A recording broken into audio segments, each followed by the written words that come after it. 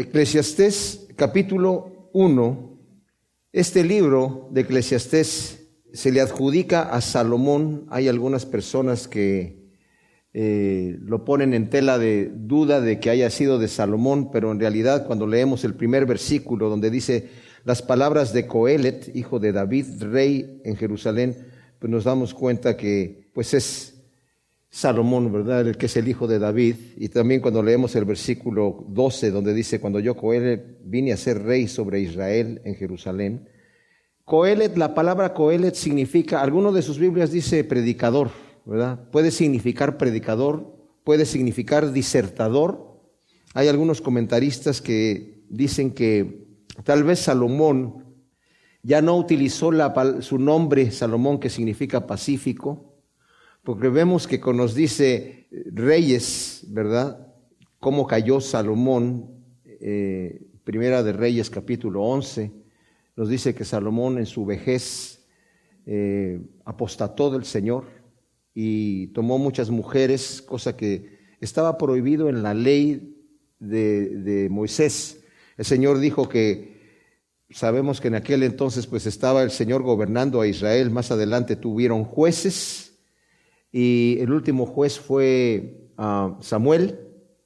El pueblo estaba pidiendo rey y Samuel se molestó mucho de que estuviesen pidiendo rey porque el que los estaba gobernando era el Señor. Y el Señor le dice a Samuel: no te molestes porque no te están rechazando a ti, me están rechazando a mí para que sea yo rey sobre ellos, y están pidiendo un hombre. Y el Señor les advirtió de los problemas que iban a tener al escoger a un hombre por rey.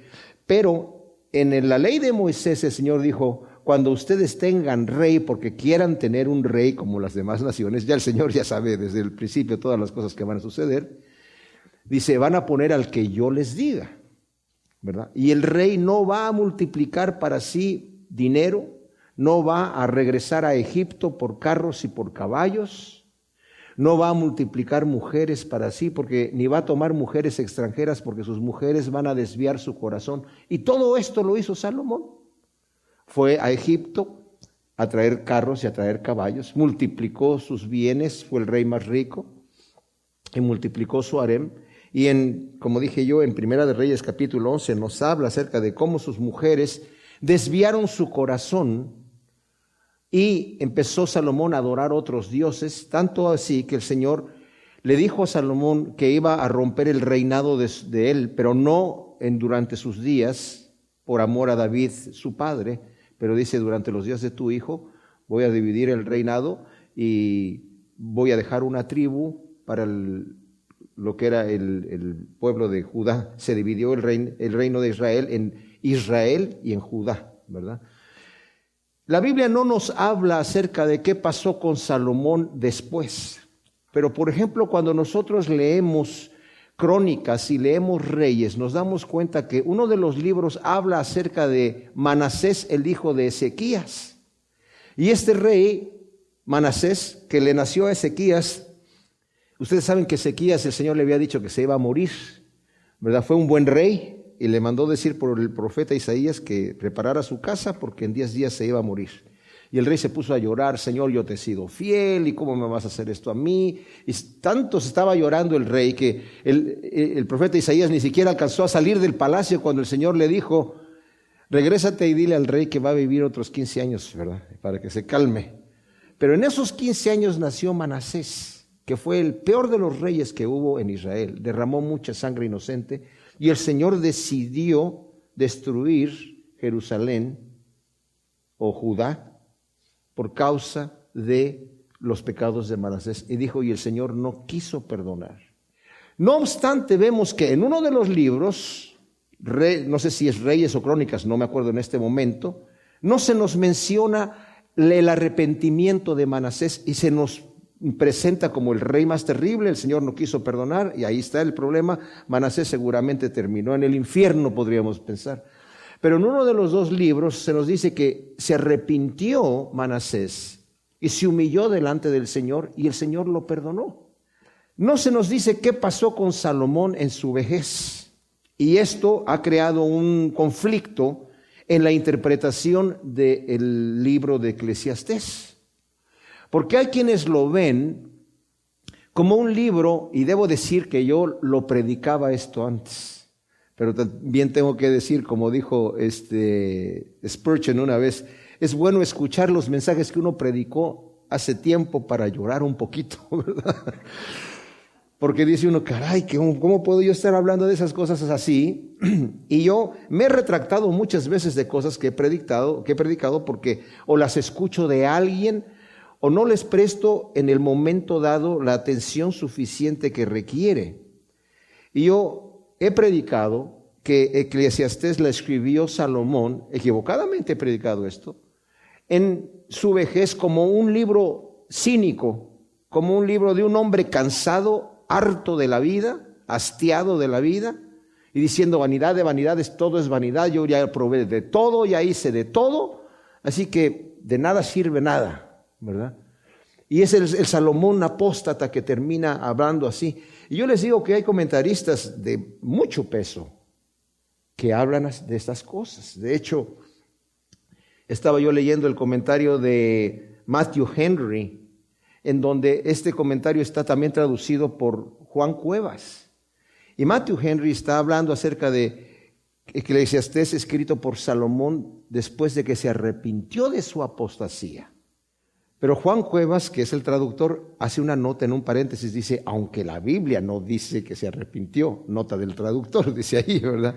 O sea, eso nos deja ver que hay muchos que todavía piensan, si la Biblia no dice que se arrepintió, entonces no se arrepintió.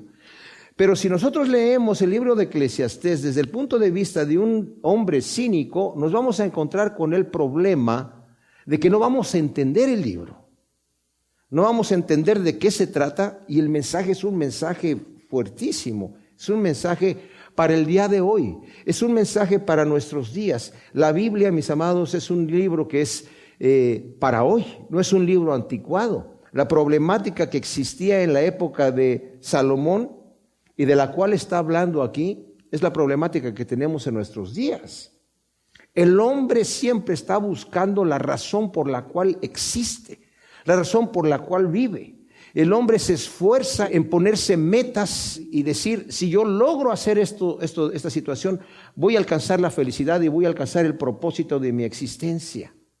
Y les voy a decir una cosa, Salomón fue la única persona que yo puedo pensar en la historia que se dio el lujo de poder probar de todo, porque tenía la capacidad, siendo un rey tan rico, tan poderoso y tan sabio, tuvo la oportunidad de probar de todo para mostrarnos que todo es vanidad. Pero la clave del libro está, mis amados, fíjense bien, en que nos está hablando acerca de la vida debajo del sol. ¿Y cuál es la vida debajo del sol?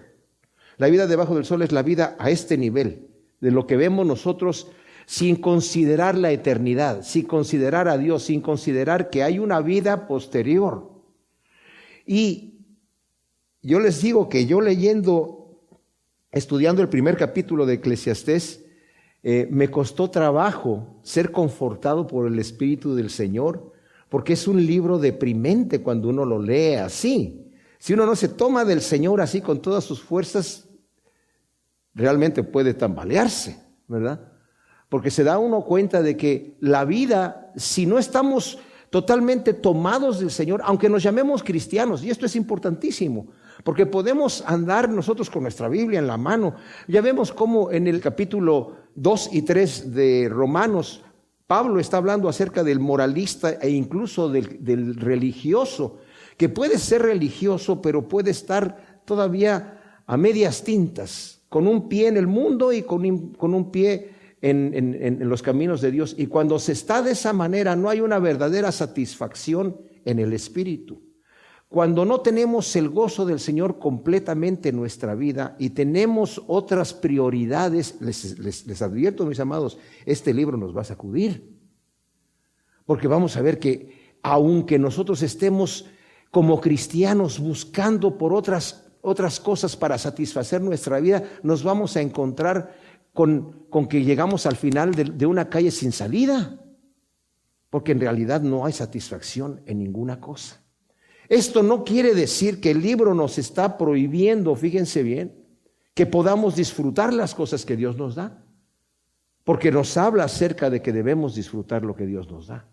en su tiempo. Y nos dice el mismo libro que Dios ha hecho todas las cosas hermosas en su momento.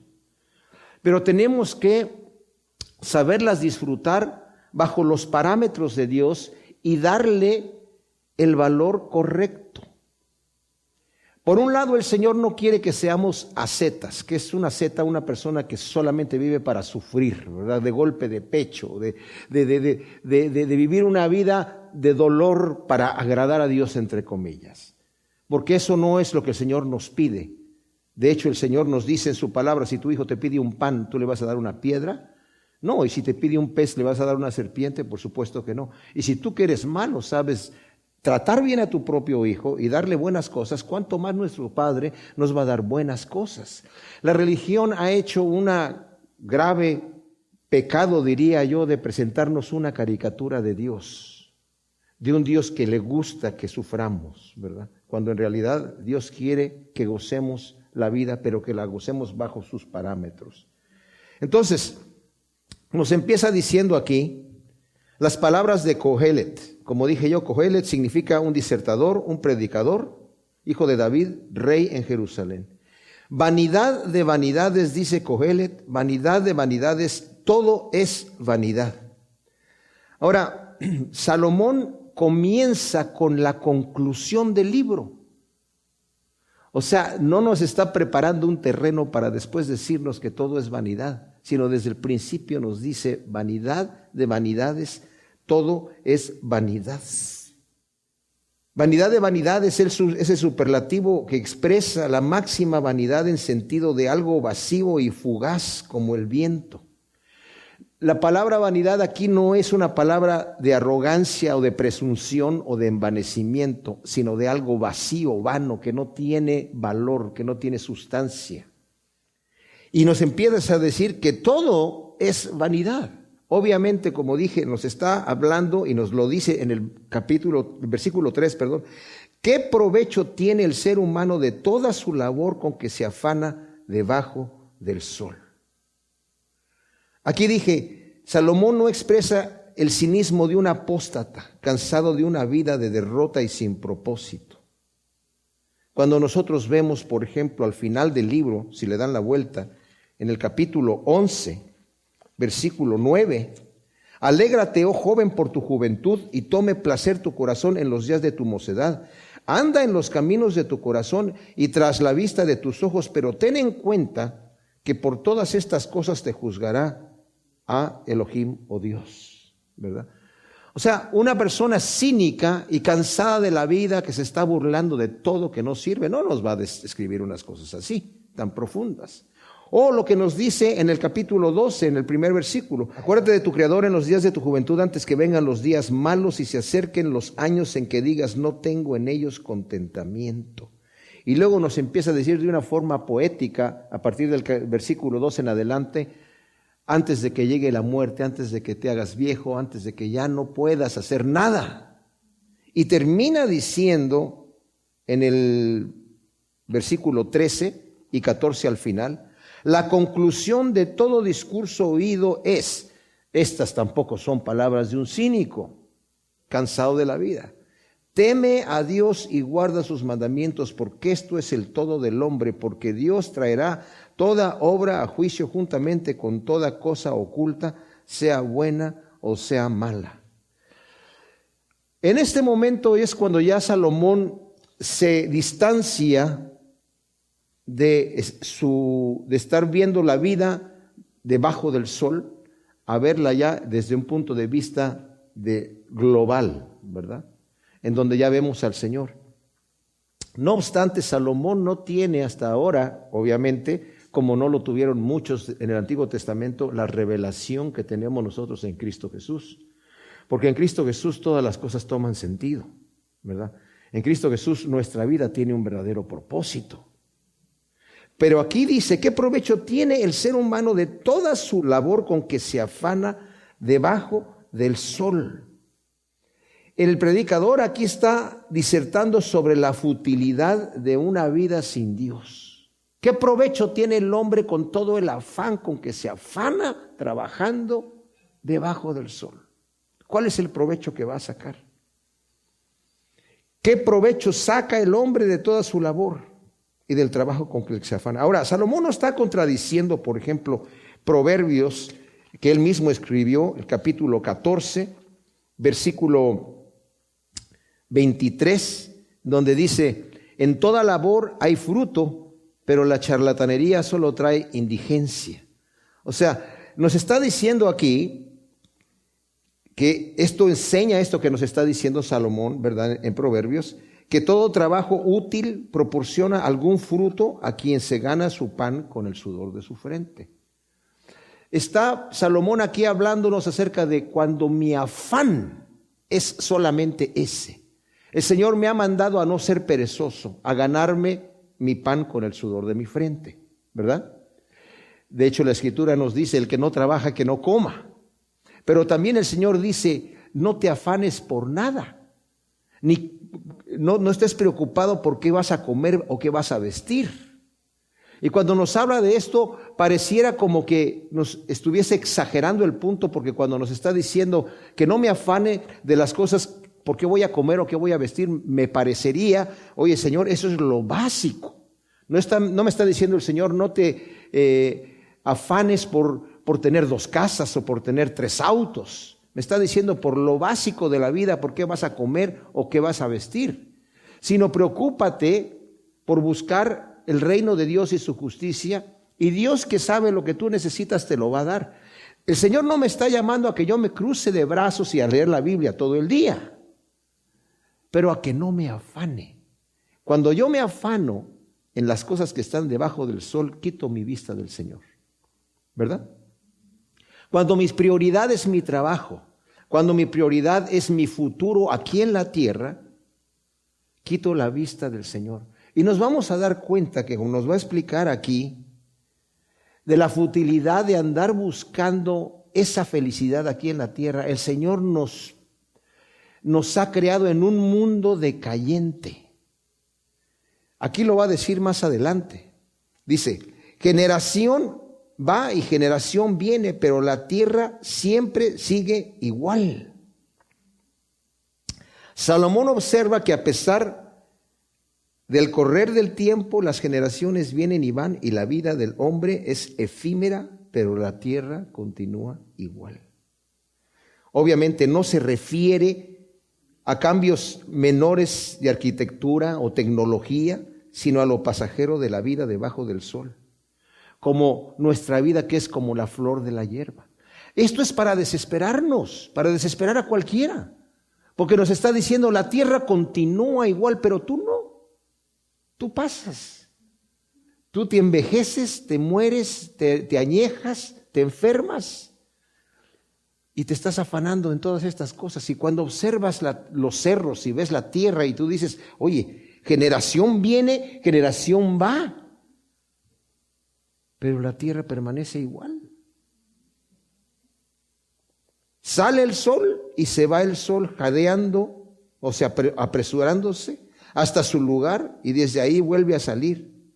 El viento sopla de tramontana, o sea, del norte, y gira del mediodía, y girando sin cesar, vuelve de nuevo a sus giros el viento. Todos los ríos van al mar, y el mar nunca se llena. Al lugar de donde vinieron los ríos, ahí vuelven para volver a correr de nuevo.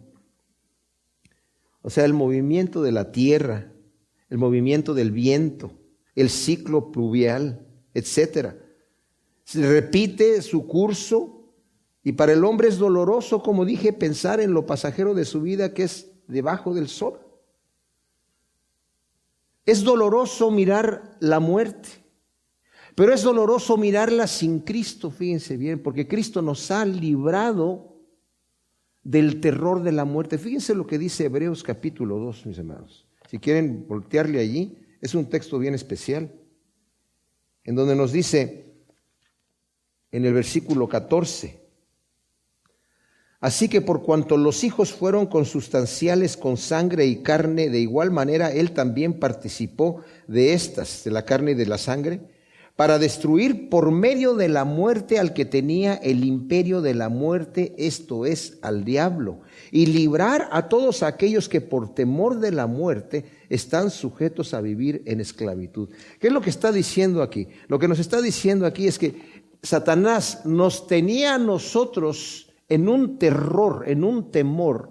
Nadie quiere pensar en la muerte, ¿verdad? Nadie quiere pensar en la muerte. Entonces nos tenía en ese terror, sujetos a una esclavitud. Pero el Señor nos libra de ese terror, de manera que ahora en Cristo podemos decir, como dice Pablo, para mí el vivir es Cristo y el morir es ganancia. ¿Por qué? Porque ahora mi vida está escondida en Cristo Jesús. Yo sé que he pasado ya de muerte a vida. Y eso me libra de la vida debajo del sol. Eso debería y debe de cambiar mis prioridades. Porque si yo me quedo con las mismas prioridades que tengo, me sigo afanando. Como dije, yo puedo traer el título de cristiano, puedo venir a la iglesia, puedo leer la Biblia, puedo escuchar muchos estudios, puedo dar estudios, puedo predicar el evangelio, puedo hacer muchas cosas, pero si mi vida está enfocada en las cosas que están debajo del sol, voy a vivir en un afán doloroso y penoso, porque no voy a lograr aquello que quiero, porque cuando lo logre, mis amados, me voy a dar cuenta que llegué a un callejón sin salida. Como dije, la gente tiene diferentes metas, pero Salomón, cuando se dio cuenta, y el libro en general nos va a estar hablando mucho de esto, cuando llega Salomón a darse cuenta de que con todo esto que he probado yo, de cualquier manera me he encontrado que no me llena, me he encontrado que llego a una insatisfacción total. Por ejemplo, en Japón es una nación en donde la gente es muy esforzada, ¿verdad? Los que estudian, pero para sacar los mejores grados y para llegar hasta arriba y bueno, gente muy disciplinada, muy esforzada. Pero también es un lugar donde está el más alto indicio de suicidios. ¿Por qué? Porque la gente ya cuando llega al final dice, ¿y esto es lo que es? Para esto estuve yo tan afanado para llegar a esta situación, y esto es lo que es cuando ya llegué al final. Y es como para volarse la cabeza, como mucha gente lo ha hecho, ¿verdad? Vivimos, dice Richard Dawkins, y esto me da risa, vivimos en tiempos afortunados en donde podemos disfrutar los cambios que la evolución y el transcurrir del tiempo nos ofrece. O sea, aunque vemos nosotros que la vida es penosa aquí, él cree, nos morimos como animales, y fíjate, qué fortuna tenemos de que en la evolución estamos viviendo en esta época, ¿verdad? Qué bueno que no soy un champujón o no soy una rana. Qué bueno que no soy una bacteria y soy un hombre que puedo disfrutar de la vida. Qué terrible. Stephen Hawking, que es un astrofísico, tremendo pensador, dice, este universo regido por leyes y ecuaciones tan complejas, ¿para qué se molesta en existir? ¡Wow! ¡Qué tremenda cosa! O sea, ¿para qué existe todo esto? Tanta sabiduría, tanta tecnología en la vida y tantas cosas que están regidas por ecuaciones matemáticas complejísimas. ¿Para qué se molesta este universo en existir? Bueno, si estamos debajo del sol, mis amados, eso es la frustración de cualquier persona, porque estamos debajo del sol. Versículo 8 del capítulo 1 de Eclesiastés. Nos sigue diciendo aquí Salomón acerca de la frustración que hay en la persona que se esfuerza, se afana en toda su labor debajo del sol, y nos habla de que todo es vanidad. Nos dice cuál es el provecho que tiene el hombre en todo ese afán que tiene debajo del sol. ¿Qué cosa es lo que saca? Y los grandes pensadores, como vimos a Stephen Hawking, que dice, pues no hay nada aquí que valga la pena, ¿verdad? ¿Para qué existimos? ¿Para qué se molesta todo el universo en existir? Él dice el versículo 8, todas las cosas son fatigosas, más de lo que el hombre puede expresar. El ojo nunca se sacia de ver, ni el oído se harta de oír. La fatiga y el esfuerzo, mis amados, por lograr la satisfacción son más tediosos de lo que se puede expresar. Tenemos apetitos que son insaciables. Dios nos ha hecho así. O sea, imagínense, encima de todas estas cosas, tenemos una carne que no se sacia. El ojo no se sacia de ver, el oído no se sacia de oír. Ahora, no pensemos nosotros que eso es un truco de Dios malvado para hacernos sufrir. Dice Agustín, nuestros corazones están sin descanso hasta que encuentran descanso en ti, Señor.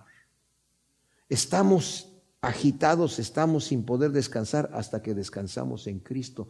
Tenemos un vacío en nuestro corazón que lo queremos llenar con todas las cosas que queremos, pero solamente se llena con el Espíritu Santo, con una relación con Dios. Solamente se llena con eso. Y eso no quiere decir que Dios nos haya hecho un truco. Dios nos ama tanto que nos dio la sed de Él. El ojo no se sacia de ver, el oído no se sacia de oír. El Señor le dijo a la samaritana, si tú bebes de esta agua vas a volver a tener sed. Y no importa del agua que quieras beber, si quieres andar en el dinero, si vas a beber de esa agua vas a volver a tener sed. En la fama, en la fortuna vas a volver a tener sed, ¿verdad? En cualquier tipo de placer, en cualquier tipo de vicio vas a volver a tener sed. En cualquier cosa que tú quieras lograr, que no sea el agua que Dios te va a dar, que no sea la misma naturaleza de Dios en la relación que tenemos con Él, vamos a tener sed, porque el Señor sabe que eso es lo que nosotros necesitamos y lo que realmente nos beneficia. Hay gente que critica a Dios, como yo les he platicado, tenía un tío que decía, yo no puedo creer en un Dios que nos hizo como conejillos de indias para ver a dónde nos movemos. Entonces se rebeló contra Dios porque no le gustó que Dios nos haya creado para sus propósitos. Bueno, la realidad es que Dios nos creó para sus propósitos, nos guste o no nos guste. Tenemos la opción de venir al Señor y encontrar descanso, encontrar satisfacción, encontrar el placer que Dios nos está dando. Porque no es un placer arbitrario y barato. Es lo mejor que nos puede haber ocurrido llegar delante de Dios para ser satisfechos por lo que Él nos va a dar. Pero cuando nos rebelamos, entonces nos rebelamos en nuestra necedad, rechazamos con injusticia la verdad. El Señor permite que nuestro corazón se envanezca al no querer glorificar a Dios como a Dios, al no querer encontrar en Él lo que Él tiene para mí. Solamente por mi necedad y por querer satisfacer mi vacío de una forma barata y corriente como lo es con el pecado, voy a quedar insatisfecho. Y aunque la gente luche y esté en esa búsqueda, al final va a descubrir que el ojo nunca se sacia de ver y el oído nunca se sacia de oír.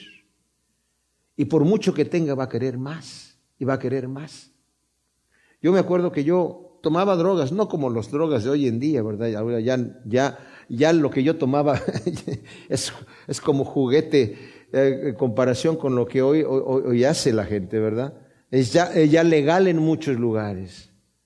Pero yo me acuerdo que cuando empecé a tomar drogas, al principio, el viaje qué rico se sentía, pero al rato ya no era lo mismo.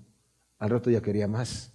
Al rato necesitaba combinar con otra cosa, al rato más y más y más y más y más y más. Gracias a Dios el Señor me recuperó en un momento dado, pero muchos de mis amigos se murieron. Porque no alcanzaron a satisfacer esa necesidad que tenían, ese vacío que lo quisieron llenar con más hasta que se murieron, ¿verdad? ¿Por qué? Porque el que bebe de esa agua va a volver a tener sed. Porque el ojo no se sacia de ver ni el oído de oír. Luego continúa hablando de esta frustración. Dice, ¿qué es lo que fue lo mismo que será? ¿Qué es lo hecho lo mismo que se hará? No hay nada nuevo debajo del sol. ¿Hay cosa de la cual se diga, he aquí esto es nuevo? Ya existía en los siglos que nos precedieron. No hay memoria de lo primero, ni tampoco de lo postrero habrá memoria entre los que vendrán después. Ahora, los apetitos y los trabajos con que se afana el hombre no son nuevos, siempre han existido. Es a lo que se está refiriendo. Obviamente aquí nos está refiriendo a inventos tecnológicos. No vamos a decir, bueno, el iPhone 7 o el 6 no existía en la época de Salomón, ¿verdad? Sí, tal vez no existían esas invenciones, pero lo que sí existía es la satisfacción que producen esas cosas con las cuales yo estoy buscando satisfacerme.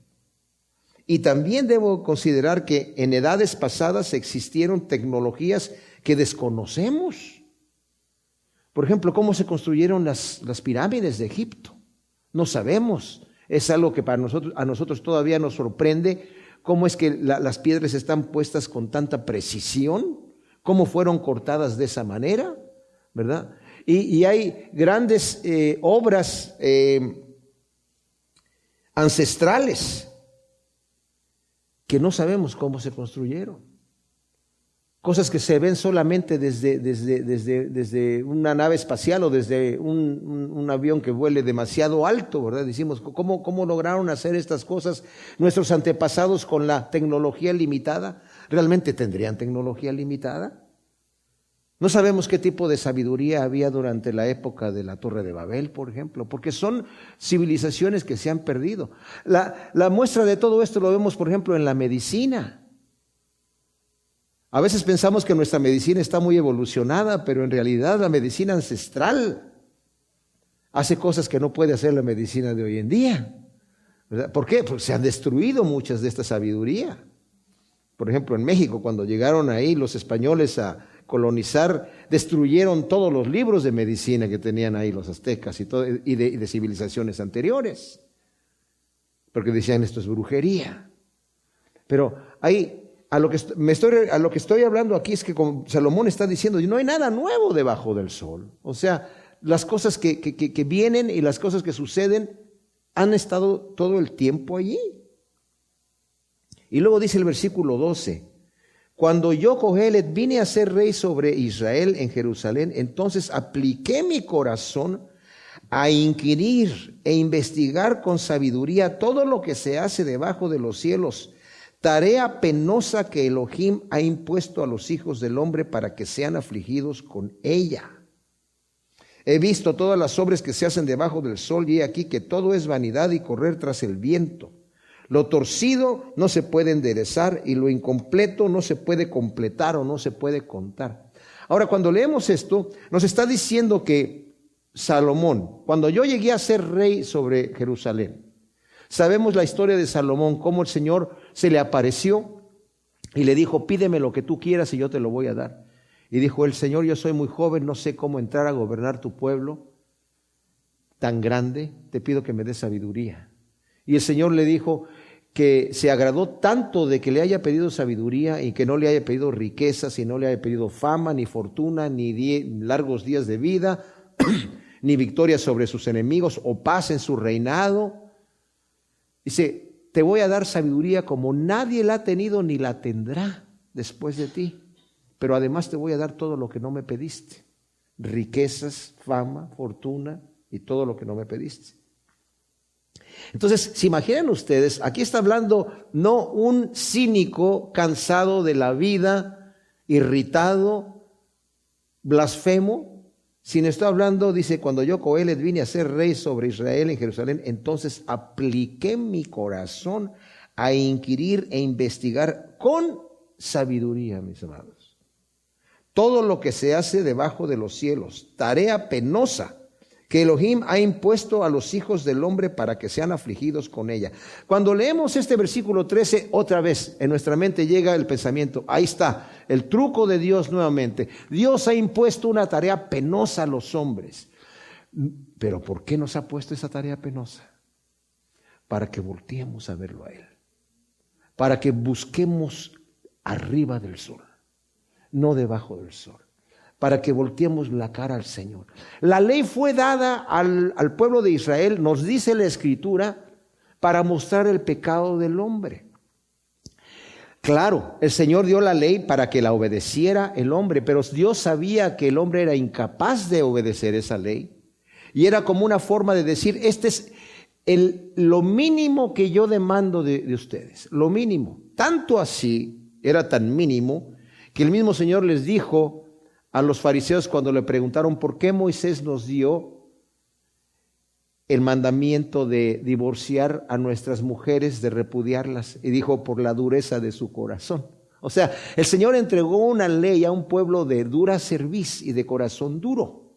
No porque fuera la gran ley y todo lo que Dios demandara. Era lo mínimo, el estándar mínimo que había para manifestar al hombre su pecado y que desesperado levantara su rostro al Señor a decir, como dijo el pecador en el templo, sé propicio a mí que soy pecador, Señor.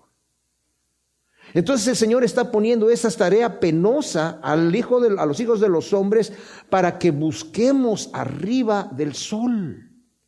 Por eso, mis amados, es que en este mundo el Señor nos ha dejado ver varias cosas que nos deben desilusionar de este mundo, como es el envejecimiento, como es que nuestra vida es corta.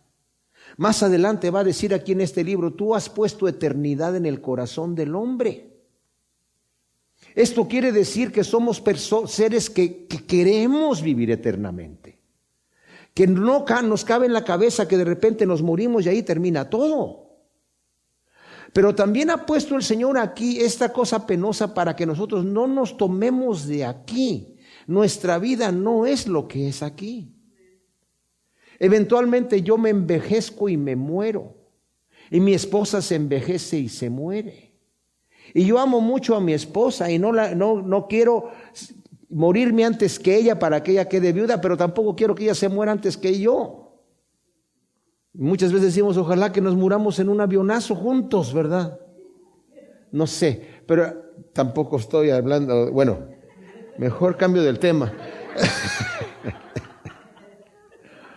A lo que voy es que es desagradable ver esas cosas, es desagradable enfermarse, es desagradable envejecer, es desagradable ver estos achaques que vienen. Y cuando tenemos tragedias en la familia, que se nos muere un ser querido, es terrible. Pero nuestra esperanza está, mis amados, en saber que tenemos una vida eterna y que nuestros seres queridos que se han ido con el Señor, se han ido con el Señor. Y vamos a tener un reencuentro y vamos a estar eternamente alabando al Señor con gozo. Es allá donde tenemos que estar viendo. Y por eso dice aquí, el Señor dice, ha afligido con esta tarea penosa que ha impuesto al Hijo del Hombre. ¿Para qué? Para que se dé cuenta que todas las cosas que están debajo del sol, el afán es correr tras el viento, como dice el versículo 14. He aplicado mi sabiduría en entender estas cosas y he observado que Dios es el que ha puesto esa tarea penosa al Hijo del Hombre. Él es el que lo ha hecho así. Y lo ha hecho para que se dé cuenta que todo lo que se hace debajo del sol es correr tras el viento. Lo torcido no se puede enderezar, lo incompleto no se puede completar o contar. Hablé con mi corazón diciéndole, mira, me he engrandecido y he crecido en sabiduría sobre todos los que fueron antes de mí en Jerusalén, y mi corazón ha experimentado sabiduría y conocimiento en abundancia. He dedicado mi corazón a conocer sabiduría y a entender la locura y la insensatez, y comprendí que aún esto es correr tras el viento, porque en la mucha sabiduría hay mucha frustración, y el que aumenta conocimiento aumenta su aflicción. O sea, Salomón está concluyendo aquí en este primer capítulo, después de que se da cuenta de que aplicó su sabiduría para tratar de entender todo lo que se hace debajo del sol, para tratar de observar qué es lo que está sucediendo, qué es lo que vale la pena aquí debajo del sol. Y se imaginan ustedes, él era rey, es inmensamente rico, inmensamente sabio, inmensamente popular. Todo lo que él quería lo tiene. Más adelante en el capítulo 2 nos va a hablar de que entregó su cuerpo a todo tipo de placer, a ver si eso era lo que le iba a satisfacer. Y como he dicho en otras ocasiones, Salomón tal vez es la única persona que pudo probar de todo. Pudo probar de todo. Porque tal vez nosotros tenemos nuestros sueños, ¿verdad? Si yo llego a tener esto o lograr a tal cosa, voy a ser feliz, pero no tenemos la oportunidad. Salomón tenía la oportunidad. Pero él dice, yo estoy aplicando mi sabiduría desde que me senté en el trono a observar qué es lo que vale la pena hacer debajo del sol. Estoy viendo que todo es vanidad y estoy viendo que Dios es el que ha puesto eso al hombre para que se afane de esa manera. Y el hombre se levanta con ese afán. Nosotros somos así, mis amados. Hay personas que para ellos su todo es su trabajo, ¿verdad? Mi trabajo es a lo que yo me quiero dedicar a hacer esas cosas y me gusta mi trabajo y eso es lo que yo quiero hacer, ¿verdad? O lograr ciertas otras metas a través de su trabajo o a través de otras cosas. Dice, pero yo estoy viendo que Dios ha sujetado al hombre a una tarea penosa para que se dé cuenta que todo lo que haga debajo del sol es correr tras el viento. Porque al fin de cuentas, lo que es torcido no se puede enderezar y lo que es incompleto no se puede completar. Entonces dice, hablé con mi corazón diciéndole, mira, me he engrandecido y he crecido en sabiduría sobre todos los que fueron antes de mí en Jerusalén. O sea, Salomón nos dice la Escritura que aplicó su corazón a saber más todavía. Dios le dio sabiduría de una forma especial. La forma en la que el Señor le entregó la sabiduría no fue porque se fue a estudiar en una escuela, ¿verdad? Sino le dio sabiduría de una manera sobrenatural. Pero Salomón también se aplicó a investigar, ¿verdad? Varias cosas, a indagar y a tratar de aumentar su sabiduría. Y dice, no solamente empecé yo a aumentar mi sabiduría tanto que fui más sabio que todos los que fueron antes de mí en Jerusalén. Aquí hay una discrepancia en algunos de los comentaristas porque dice, pues no puede ser Salomón el que está escribiendo porque antes de él en Jerusalén solamente estaba David y luego estaba prácticamente David porque él conquistó Jerusalén. Sí, pero antes de David estaban los jebuseos, ¿verdad? Y antes de los jebuseos, muy anteriormente en la época de Abraham, el rey de Salem era Melquisedec, ¿verdad? Entonces, no tiene mucho peso. Además, es una forma hebrea de hablar de esta manera, pero está hablando acerca de que tuvo más sabiduría que todos. Y dice, y mi corazón experimentó sabiduría y conocimiento en abundancia. Pero eso no fue suficiente. Dice, a pesar de eso, yo empecé a disvariar en la locura, en cosas de locura. También para tratar de investigar ¿cuál es el propósito del hombre debajo del sol? Y termina diciendo, comprendí que aún esto es correr tras el viento. O sea, hasta el querer llenarme de sabiduría, hasta el querer yo y desvariar en la locura, a querer a través de los muchos estudios lograr saber más que todo mundo, también es correr tras el viento. Y en pocas palabras lo que nos está diciendo aquí no solamente es frustración y aumentar la aflicción y el dolor en el trabajo, sino una frustración de la insatisfacción que hay porque queremos satisfacernos con lo que está aquí. Mis amados, la conclusión que yo tengo ahora en el capítulo 1 es la siguiente. A veces podemos pensar que cuando nos dedicamos a las cosas de Dios podemos ser muy exagerados o muy fanáticos. Pero un fanático es solamente una persona que ama a Dios más que yo, ¿verdad? Y yo creo que si nosotros ponemos a Dios en primer lugar en nuestra vida, nuestra satisfacción y los logros que nosotros vamos a tener en nuestra vida van a ser de acuerdo a lo que el Señor quiere con nosotros. No me estoy refiriendo a que todos nos necesitamos dedicar tiempo completo a la obra del Señor. Porque se necesitan médicos cristianos, se necesitan ingenieros cristianos, se necesitan maestros cristianos, se necesitan de todo tipo de las actividades cristianas que hay. Se necesitan. Pero el detalle es que el Señor sea el centro de mi vida, que el Señor sea la fuente que me da a mí esa agua de vida, ¿verdad? Salomón, en su búsqueda de una respuesta sabia y lógica a la problemática de la vanidad de la vida debajo del sol, adquiere más sabiduría y, como dije, aún desvaría en la locura solo para descubrir que esto también es aflicción de espíritu y correr tras el viento. Y no es que la sabiduría sea mala, ya que este mismo predicador Salomón la va a elogiar en el capítulo 9 con abundancia, y ya lo ha hecho en Proverbios, ¿verdad? Lo que sucede es que la sabiduría demuestra que la vida sin Dios, es decir, debajo del sol, es vacía, frustrante y sin verdadera satisfacción. El Señor le dijo a la mujer samaritana: si tú bebieres de esta agua vas a volver a tener sed. Esa es la frustración que tenemos debajo del sol. Pero la respuesta del Señor es: pero si bebes del agua que yo te voy a dar, van a brotar de tu interior como ríos de agua viva. Vas a ser saciado completamente. Vas a encontrar la verdadera satisfacción que tú andas buscando en lo que no te va a llenar, porque el ojo no se sacia de ver ni el oído de oír, y todo lo que el esfuerzo que tú hagas, por mucho que te afanes aquí, al final de tu vida vas a darte cuenta que fue correr tras el viento. Más adelante Salomón va a decir, cuando tienes muchas posesiones y después, ¿qué vas a hacer con ellas? Cuando digas, ¿y a quién se las voy a dejar? ¿Quién se va a quedar con esto? Con todo lo que yo me esforcé para trabajar. Y en el caso de Salomón así fue. Se lo dejó a su hijo, que lo perdió todo al final, ¿verdad?